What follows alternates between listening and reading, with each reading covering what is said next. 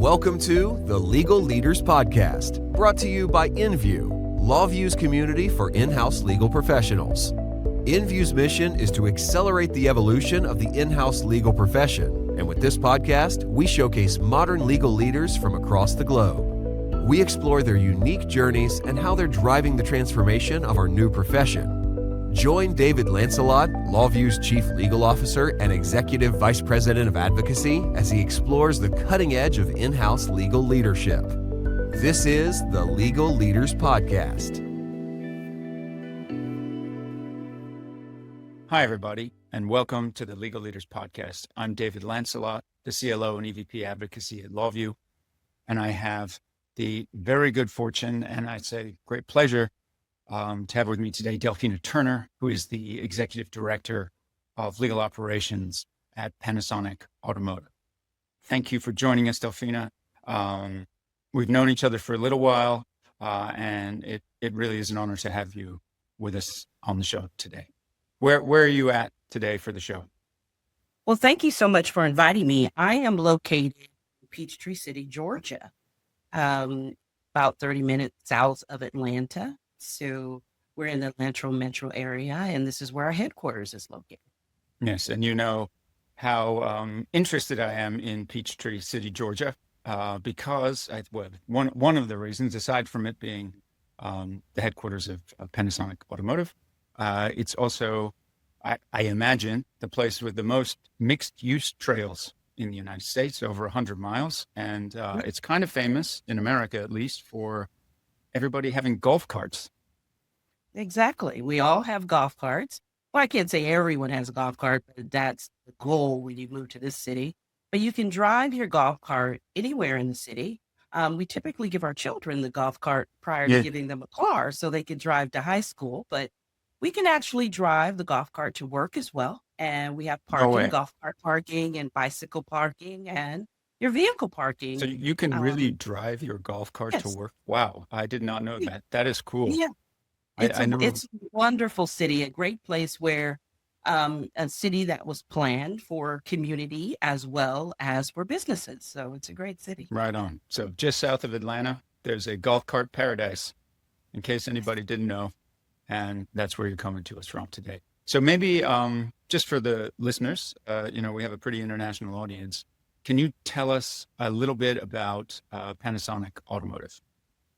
Well, Panasonic Automotive was established in 2003. We've been in this building since 1987, but we've evolved with different types of product over the years. But in 2003, we became Panasonic Automotive. And we basically build infotainment systems, HMI systems or automotive systems. So we're kind of whitelisted in your car, right?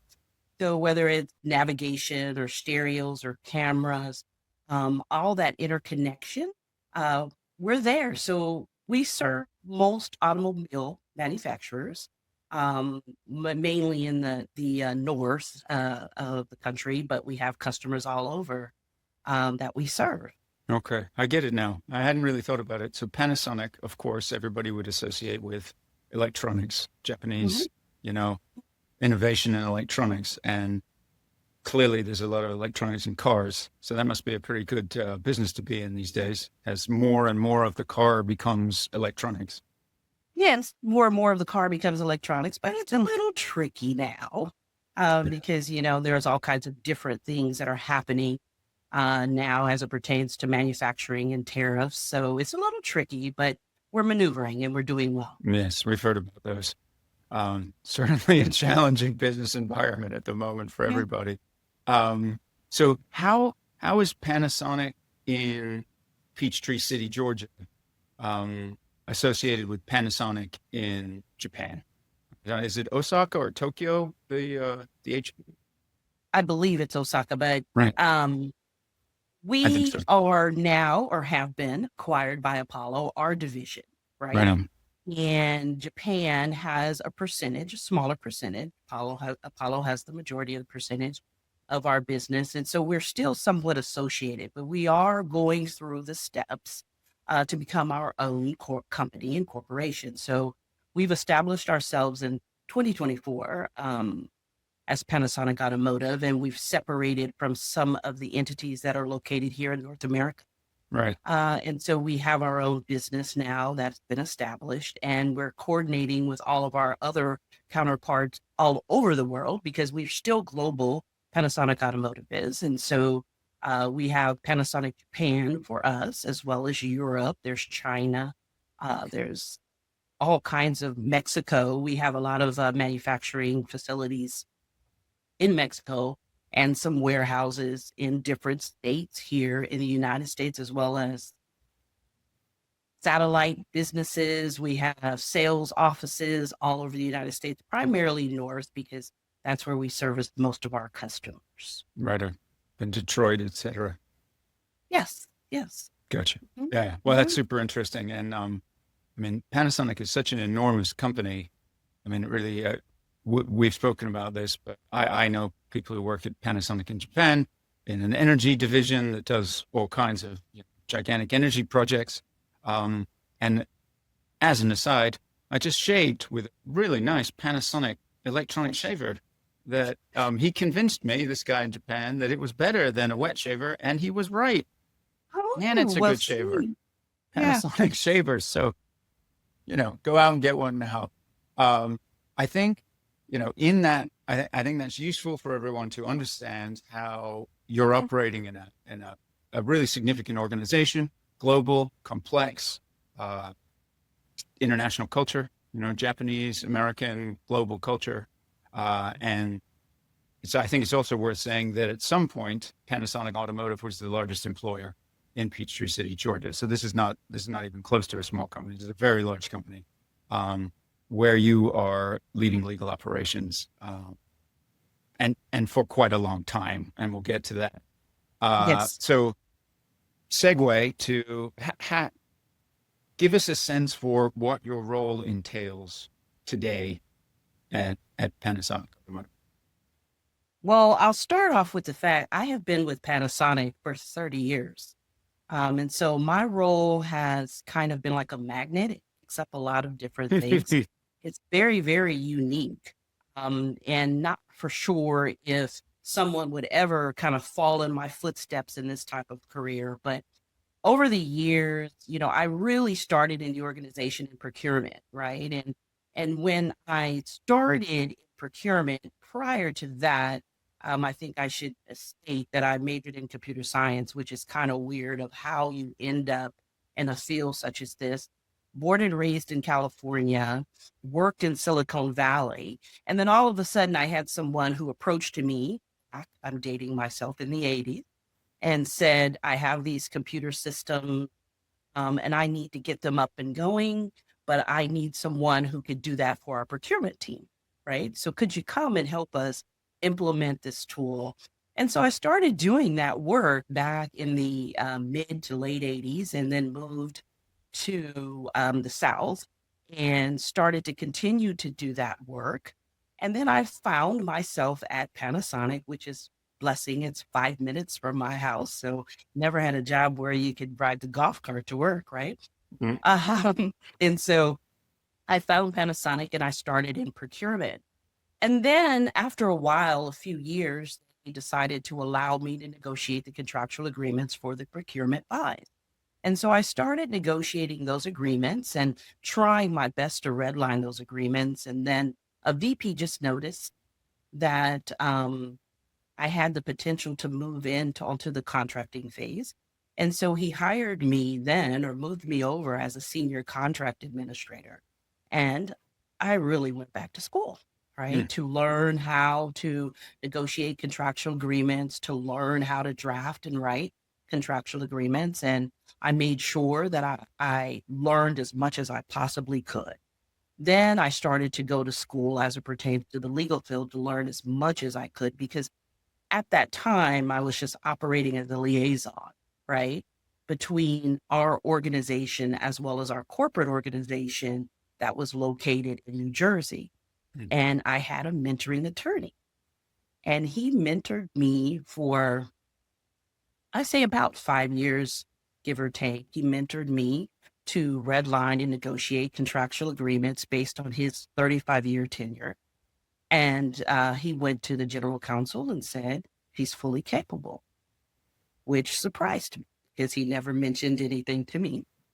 And so I started negotiating the contractual agreements, and I've been in that role ever since. It's just evolved. It's like I said, it started with contractual agreements, and then all of a sudden it went into legal operations, right? Because it was somewhat of a natural transition with my background, right? Sure. And the legal department was started. So I was the first hire for the legal department here in Peachtree City. Man. And then maybe a year or two thereafter, we hired our general counsel, right? Wasn't he And lucky? pardon? Wasn't he lucky that you were there already? I mean, it's I don't often know. the case. He might consider himself lucky. I don't know. We've been working together 25 plus years. So he seems to like it as well. But we hired him and he came on board and he helped to then establish the legal department, right? Because we had a lot of need in intellectual property and that was where his strength came from.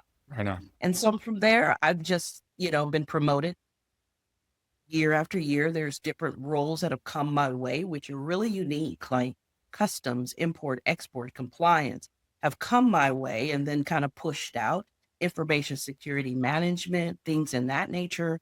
They've just come my way, sat on my desk for a period of time. I established a process, procedures, protocol, and then we may hire, right? So that's kind of how I evolved. But I'm trying to think, 2016, maybe I was approached with legal operations. Panasonic headquarters in Japan had stated that legal operations was an important field and we needed to all have presence there. And so I was offered the role of director at the time over legal operations because of my past experiences of implementing CLM tools and working within the organization to service our client. And give them all the information they need within that CLM tool.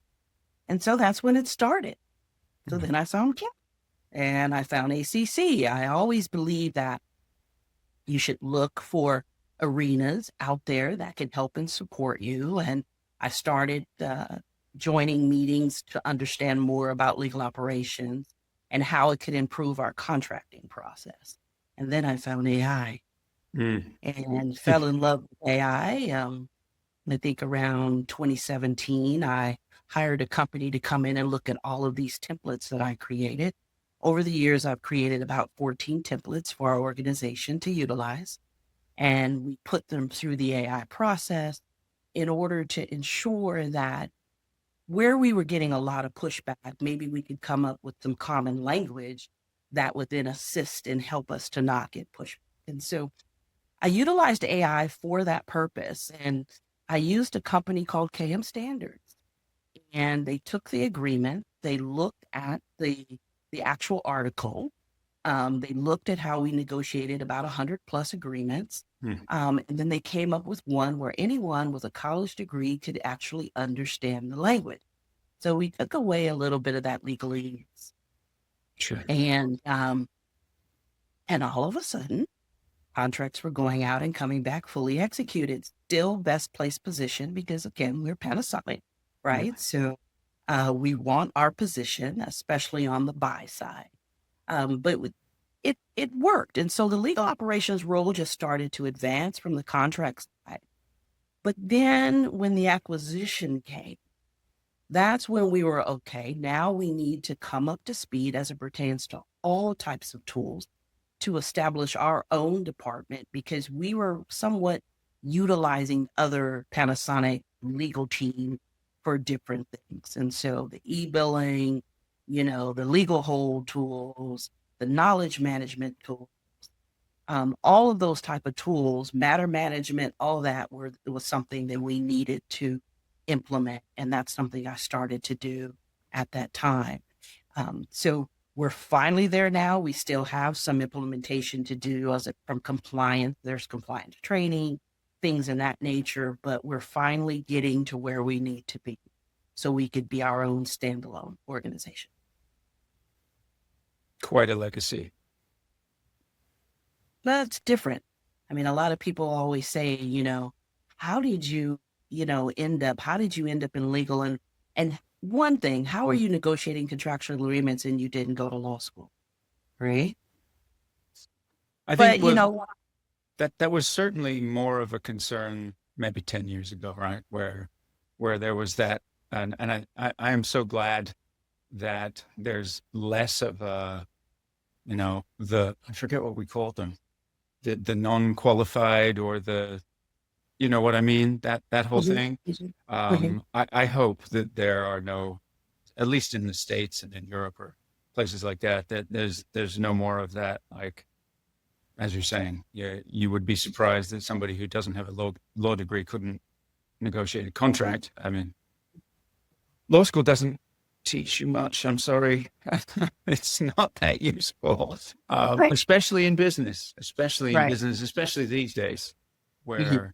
where what you've done is, and I think it's fair to say, accelerate the business, right? And like in a really sort of practical way, put systems in place and done things like you were saying, like transform how the, commercial contracts are drafted to get business done in a way that continues to protect the business, and accelerates not just legal but the entire business. You get more business done, you make more money, etc.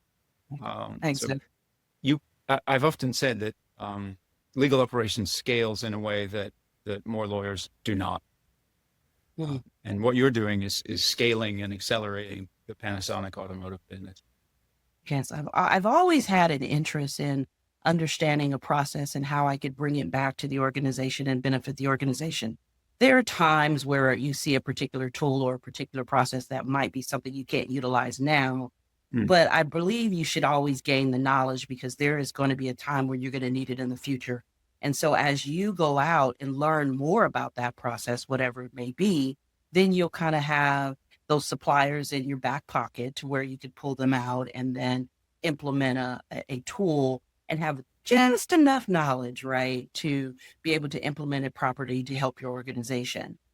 So I strive to make sure that I serve my clients, and my clients could be sales, it could be procurement, it could be IT, all these different departments who are interacting with the legal field to better serve them and make sure that I could supply whatever they're in need of. And the contract management system was the first thing because everyone was negotiating their contractual agreements. But instead of always utilizing and reviewing third party paper, it was absolutely necessary to draft those templates based on their business needs and go out with that type of paper. We're Panasonic, so we can say, you have to look at our paper versus me looking at someone else's paper. But then also know the differences like licensing or customer paper. That's something we have to then be able to redline. So we need to have playbooks set up for good position to be able to negotiate those contractual agreements. And we've prided ourselves in the ability to then train a paralegal or train someone else in the organization within our department to be able to have the ammunition to try to negotiate contractual agreements with playbooks. Playbooks have saved my life. It's given me more opportunities to be on the beat, more opportunity to to have some personal time, right? Because sometimes negotiations are going on. I think the worst one took me 13 years with a Mm. customer, right? To go back and Wow. forth and back and forth and back and forth. You become really good friends after a while, right? And My, that was the longest one. And then there's ones that, take you to 2 in the morning, 3 in the morning. So if you can give yourself the ability to have alternative language positioning, um, AI is your friend in doing that. And I love the ability to be able to click on an article that I like and it intertwines with the article that's already there, but it doesn't just copy, delete and paste, right? But it yeah, it intertwines with that article with an automatic red line that takes seconds, you know? It's a yes, blessing. And I always say we recently just hired an attorney and, we learned that attorneys who AI will not replace attorneys, but attorneys who don't utilize AI might be replaced. sure. And so it really is a benefit. And hopefully, anyone listening to this podcast will be utilizing AI in different areas. Um, Start slow, right? Learn, gain, and then when your GC then has challenges, always present to them, how you're going to solve that solution and let them know when you're utilizing AI. They'll start appreciating it a little bit more. Yes. So, yeah. So as I was saying, I think when your GC joined, they were very, very lucky to have you in the room already, right? I see a lot of legal leaders who still come in and don't have on the tip of their tongue, I need operations as quickly as possible, right? Should be your first hire, should be the thing that scales the function. And as you're saying, and I think to summarize, you've built an engine room for the Panasonic Automotive legal function, and it's an engine room that is sustainable. Whether you're taking a break or retiring, the engine room is still there and is still, moving as opposed to just having some more lawyers or some more contract managers who don't scale really. So that is an extremely modern approach. You may feel like you've been in the industry a long time, but I think you were probably cutting edge when you started, and you still are, which is a pretty extraordinary, arc of a career to come in, as we were saying, computer science. I was speaking to some people recently who said that there were almost no computer science degrees available in the era that we're talking about. Maybe Berkeley had one. Clearly Hayward did, where you went, 70s, 80s. So you were definitely ahead of your time. And then you brought that, I think everybody that I talk to has something in their past, often unique.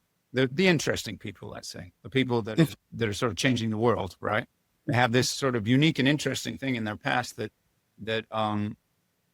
20 something, 30 years later, you look back and you think, maybe it was the 14 times All-American, or maybe it was the computer science, maybe it was both that got you to where you are today. So yeah, really, really interesting to see that you've been able to build that. So I think it was probably both, to be honest with you, because I do attribute my background. For those who are not aware, I ran track and field, and I was a 14-time All-American in track and field 400-meter runner. I ran for Puma for many years, and I do attribute my ability to thrive and to gain momentum within the organizations with that grit that I learned on the track. Because all the times you're just trying to improve, by seconds, you're trying to improve each year and you're putting a lot of work into it. And so as I took those life lessons that I gained there and went out into the working world, I just took that with me. I will analyze the process to determine how I can improve the process. And then I will go out there and I will try it. And if I fail, I will continue to try again. I've always said, and my team knows, I say all the time, no is a complete sentence, but sometimes no just opens the door, right, to another avenue or another way where I can get a yes. Right. And so I've been told no in this organization. We don't need that tool. No, we don't need to go down that route. And I'm like, well, it's just no is sufficient for today. Right.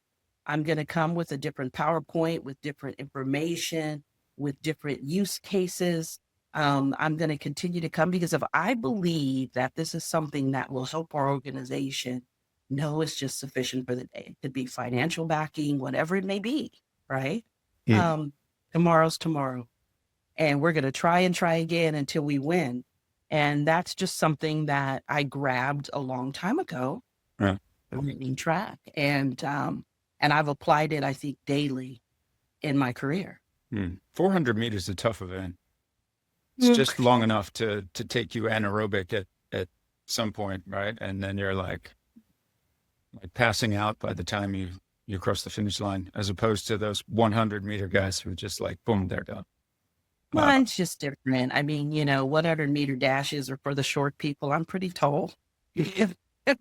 When you're tall, Ouch. it takes you a little longer to keep going, Yeah. keep Yeah. going. And then once you get going, then you can pick up your speed. So they took me, I think in college, they took me from 200 to 400. And that's when I started to do pretty well. I went to the Olympic trials in 1984.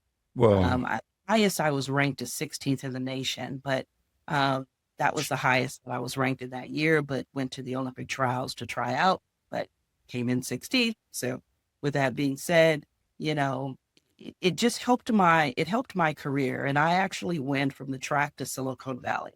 There's no ifs, ands, and buts about it. As soon as I left the 84 Olympic trials, I went straight to my first job in Silicon Valley.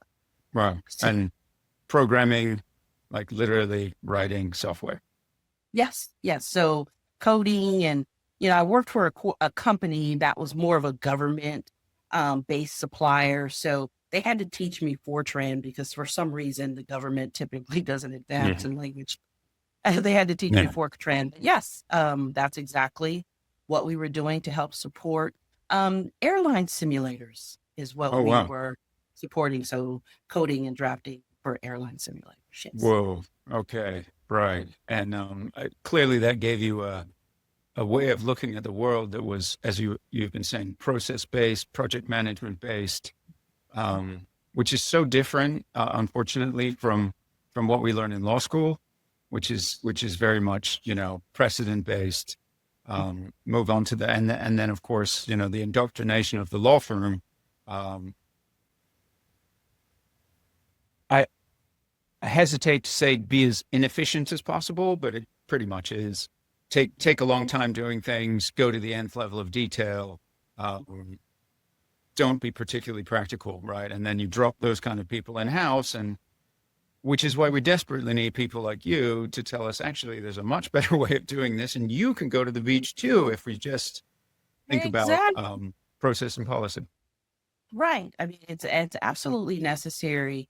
And, that's why I would hope that anyone listening to this podcast will not be discouraged when they hear no, when they're trying to implement a new process, right?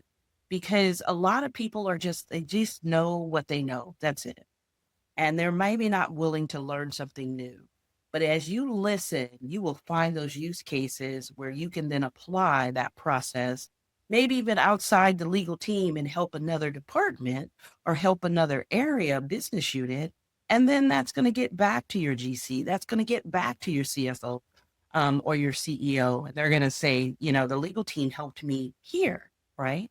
And this is just a process. And once you get that first win, if I say anything to anyone, once you get that first win, you will get that second win. But you got to get that first win, which means you got to battle a little bit. And the first win for me took 3 years. But when they kept telling me no, and it was to bring in a contract management system back in 2009. They kept telling me no, too expensive. And back then they were pretty pricey. And they kept saying no, but I kept moving forward. I went ahead and had the indirect procurement team qualify 3 suppliers. We brought those 3 suppliers in. I grabbed my team of super users, is what I like to call them, people who could utilize information coming from a CLM tool. And we interviewed these suppliers. We narrowed it down. We chose a supplier. Once we chose a supplier, we said, okay, supplier, you are chosen, but now I need to get the funds, right? So I continued to go back in use case after use case with the CFO. I need some money. I need some money. And he kept saying no. And then about a year later, I get a phone call about 4:00 in the afternoon saying, you still need this money for this contract management system? I said, yes, sir. And he says, well, you have it, but I need an invoice in 30 days. I already had the supplier qualified. I already had the supplier ready and set to go. We had already been through the process, right? So I called him. I need an invoice, and we launched. And I have to admit that patience is a virtue sometimes, but you get that first win, you'll get the next tool, and then you'll get the next tool. And I've been told over the course of my career, I've heard the word, you're a rock star. We'll give you whatever you need. If you feel you need it, we will give it to you. Yeah. Well, once Okay. you've built that trust and Yes. shown the acceleration that's possible with operations sort of insight and excellence, then I imagine it's not as challenging to go from there. But I think that story, Delphina, makes me glad that I'm not trying to stop you doing anything ever, Mhm. because you're sort of an unstoppable force, and an immovable object will be pushed right out of the way by that. But it's also a really good, for when you're teaching in wherever you're going to be teaching, because you should be if you're not already lined up for that. But when you're teaching, that is a really great outline for getting stuff done in a legal function or any function in a company, right? Like do the homework, do the prep, even if you don't have clear line of sight to budget and implementation, because preparation gets you to the point where when the budget comes, when the perception of need gets to that whatever point it needs to be, you can just drop the hammer and you're good to go. Yes, That's a yes. great learning. Yeah, and I mean, it worked out well for me. And, I had the procurement behind me because I was setting up a tool. And one of the things I will say is, tools are tools, right? They come and they have different areas of information that they could provide to you, different data points that they can provide to you. But ensure that your clients are getting the data that they need, because Right. they are really going to be your backers. They're the ones who will say, hey, she just launched this, which I launched LawView in 2023. When I launched LawView in 2023 and I stood in front of the whole company, I said, I have your solution. I have your self-serve. You won't even need to call me. I have everything that you need. Every time you call me looking for an update on contractual agreement or wanting to know where it is in the approval process, you have the ability now to see it yourself. And I am getting ready to make your life so simple, right?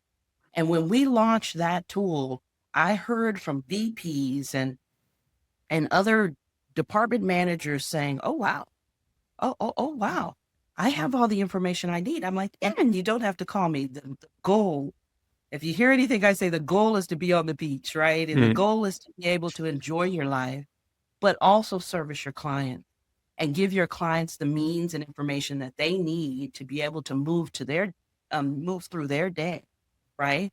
Without you having to stop what you're doing, right? To give them a simplistic answer that could be provided to them from a screen. So it's really, that was the last tool that I launched in 2023.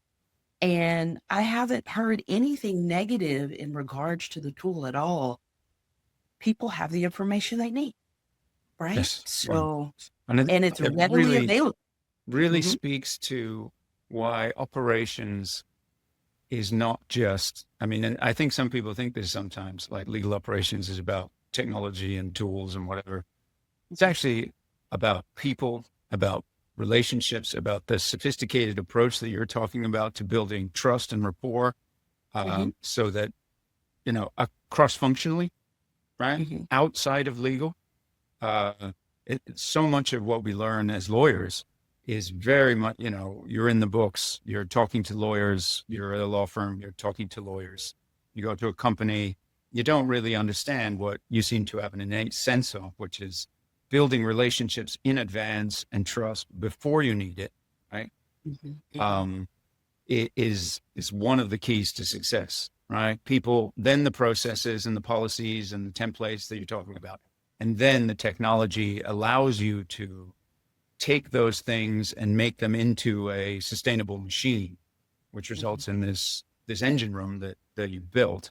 So I think once again a really good lesson in, and I think what you're talking about there is putting yourself in other people's shoes. Right? Right. Always figuring out when you go gather your use cases, it's other people's shoes, right? Yeah. What can I do to help you, right? That will also help me to be able to obtain the tool that I need to help my department, right? Because we don't want to work hard. We want to work smarter. And that's what technology brings to, an organization is a better way of doing something. We always have to learn, we always have to evolve, we always have to change. Change is not a negative thing. It's like people who always say their cup is half empty. No, it's half full. There's something new to learn. And, as I mentor other people within the organization, how are you positioning yourself to bring something to the organization that benefits the organization? We're all here we all get a paycheck, right? But what are you bringing to the organization that can grow this organization and improve processes, right? Streamlining is the key. I mean, it is really the key. And I mean, I come from an arena, even though I majored in computer science, but there were some processes that were manual, literally walking a piece of paper down the hallway to get a signature. No. I had to do some research. And initially, when we brought on e-signature, that was too new. That was too novel. And I was hearing no globally. And I started with the presentations of how it's widely accepted, how the banking institution is utilizing it. So I launched it in 2016. And from a global perspective, we were the first. Now everybody uses e-signature. Of course. Right. But Yes. the key is, why am I going to walk down a hallway or drive to someone's house for a signature? Why would I continue to do that when I have the means of doing an electronic signature that's admissible in a court of law? 100%. No, I mean, I remember those days too. You Well, remember so- those days? I remember those days too. I know I look young, Delphina, but Yeah, actually, Delphina's retiring soon. So yeah, I mean, looks can deceive you, but Right. I just wanted to make sure that I left a legacy, a company that had an opportunity to provide to me, but also left a succession plan that they can then maneuver without me. Because a company, a department should not be based on an individual. It should be based on the skills, the tools, the technology that we have within the organization, so it can continue. Because there's any day you can lose an employee, right? But if knowledge management is contained within a tool to where I have videos set up, I have processes and procedures set up, you don't need me. You can go ahead and watch this beautiful video of how to process things to ensure that anyone coming behind me has the ability to learn and continue and hopefully advance the particular area that they're coming in to support the organization with. So Absolutely. that's just my goal. That's my goal. And that's what I feel a sense of calmness Mm, when I hear about what has been built, right? And I think that's one of those things that I always think of like clockwork, Mhm. right? Mhm. When you come into an organization and stuff is just all over the place and stress and people are working too late and your business people don't want you working late. Mhm. They really don't. They want No. you, as you said, they want you working smart. They Mhm. want stuff to get done, and they don't necessarily want to have a conversation with you every time they need some legal support. And there's nothing wrong with that, right? Like, we shouldn't feel left out if they can get something done more efficiently and effectively, because that gives us more time to spend on what's really interesting and what we spent all this time training to do. Yeah. But maybe you mentioned mentoring, and I'm sure you do quite a lot of that internally. Maybe you could, for our global audience, give us some tips from a like mentor-mentee perspective. When people want to reach out, when people want to have a career as extraordinary as yours, right? How do they go about reaching out to somebody at your level to say, hey, I'm interested in X, Y, and Z? What's your advice? Well, we have an open door policy, even though, before the pandemic, we were all in office. Sometimes we're in the office now. Sometimes we're home. We have an open door policy. Mentors love to be approached, right? I'm looking for a mentor. These are the particular areas that I want to grow in. One of the things I would say about a mentee is to make sure that you have mapped out where you want to go. Everyone always says, well, what does the next 5 years look like? If you walk into a mentor and say, well, I have no idea where I want to go, that's not something that we just really want to nibble on, right? We want you to lay out a roadmap for us. And then our ability will then be to guide you to that roadmap, to guide you. And it might be guiding you to other individuals in the organization who have a strength in a particular area, or guide you to individuals outside of the organization or a general organization such as Clock or ACC or Concero, right? To point you in a direction to where you can gain the knowledge to accomplish that goal, which you have set for 5 years. But I've noticed I am a mother of 3 adult children. I'm a grandmother, have Well, one grandbaby, thank God. And I have noticed that even when you start mentoring your own children, they come back. And so when you have mentees and you see them flourish and you see them grow in a particular area, you'll see them come back and say thank you, right? That's the goal. Is not to gain knowledge and not pass it on to anyone else. I mean, my goal in this life is to bring someone else up behind me, right? To make sure that they have all their needs. And they don't have to be in the legal field. They don't have to be, within Panasonic. I have mentored outside of Panasonic as well as within the department, and mentored within the company, and there may be in finance or engineering, because I could look at your career if you lay it out for me and you tell me where your goals are, and then I can give you those guiding steps as to how you accomplish those goals. And that's what I think a leader should be doing.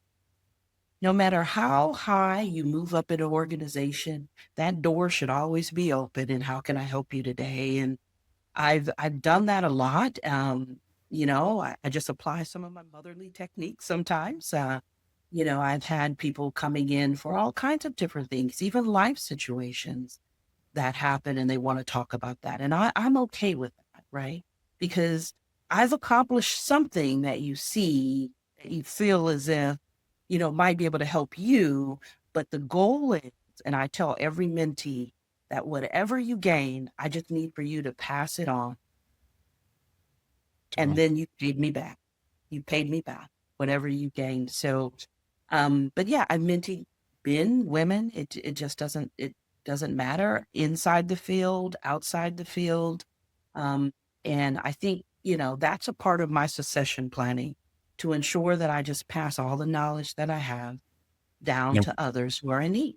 Yes. Well, I think two big takeaways there for me is, don't be scared to reach out to people that are scarily impressive.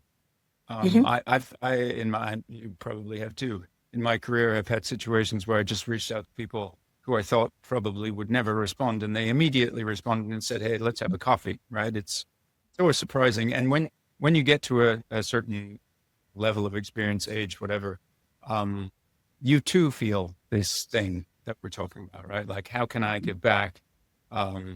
Leadership is about lifting people up and watching them shine, and hopefully coming back at some point, if you're around long enough, to see their successes. I agree. That's probably the most wonderful thing that you can experience in a professional sense.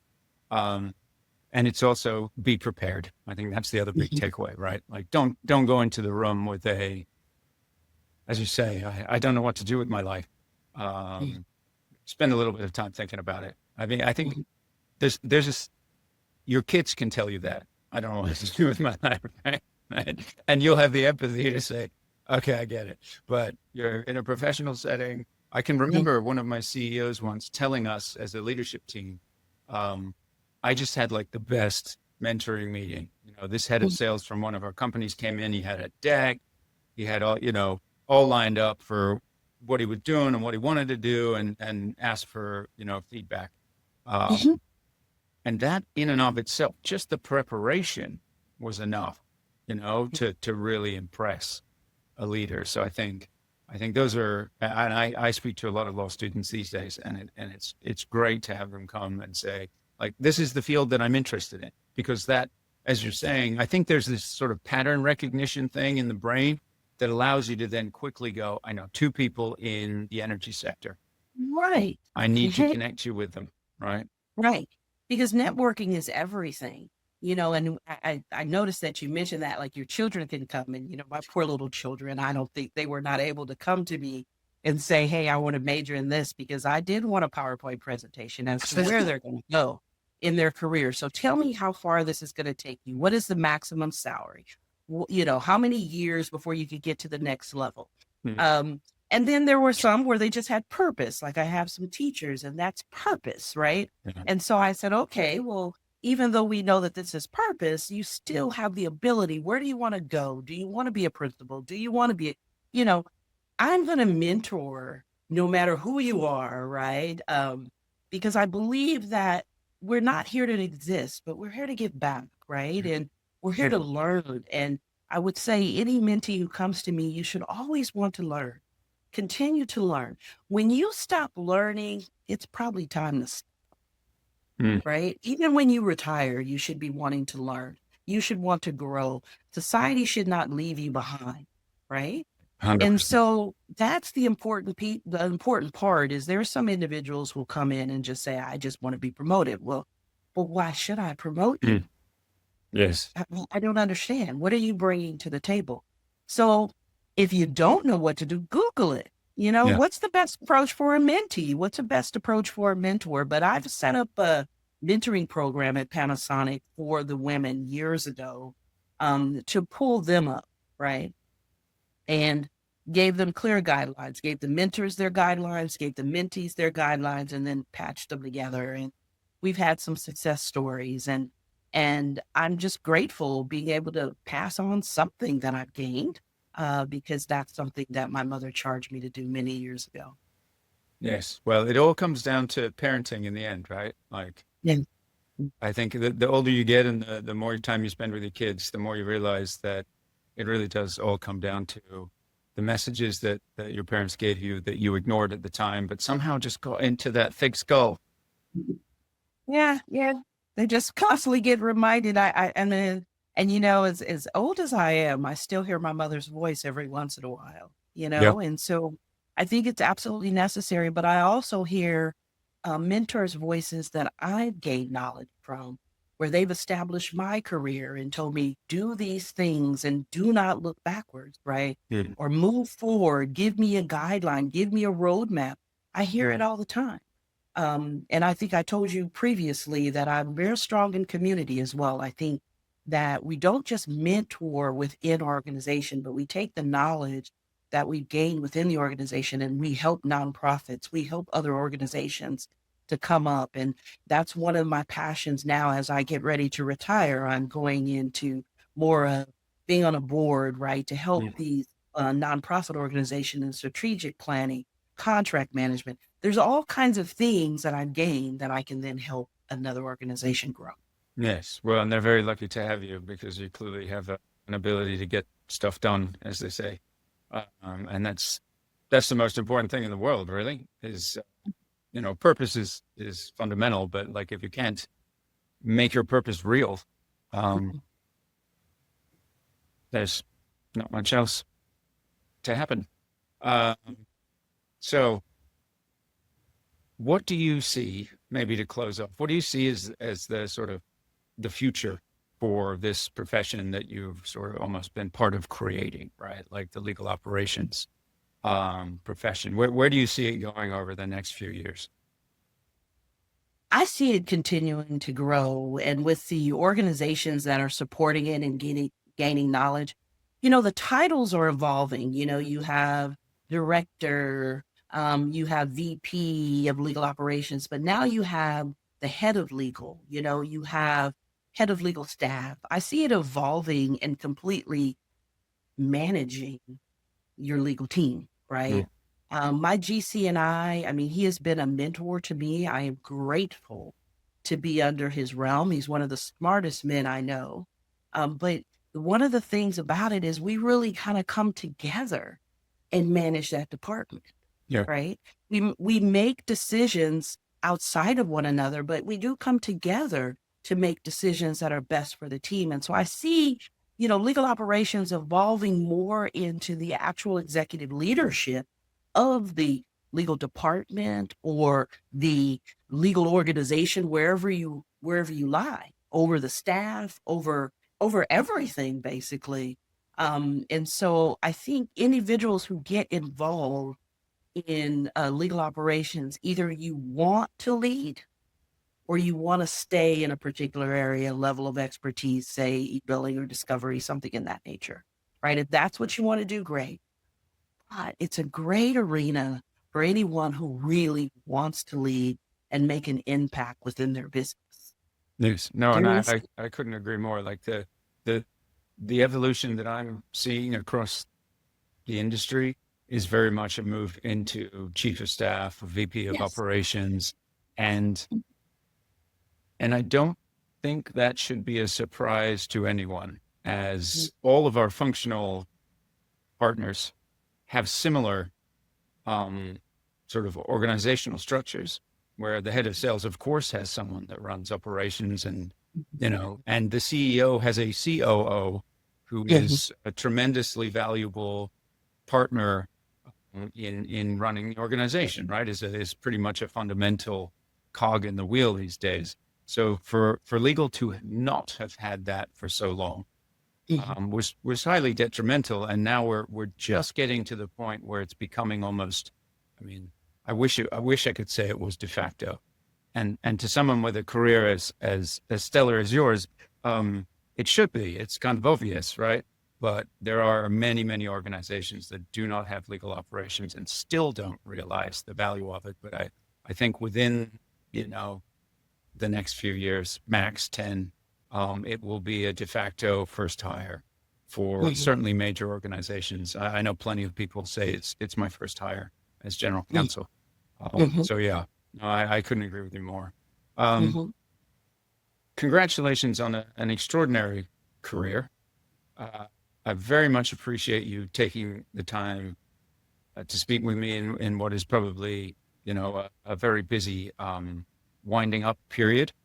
And yeah, I'm looking forward to seeing all of the things that you do on the other side of this, sort of change in your life, because I know there's so much value in the stories you have to tell, and that sort of like unstoppable force that you bring to the table.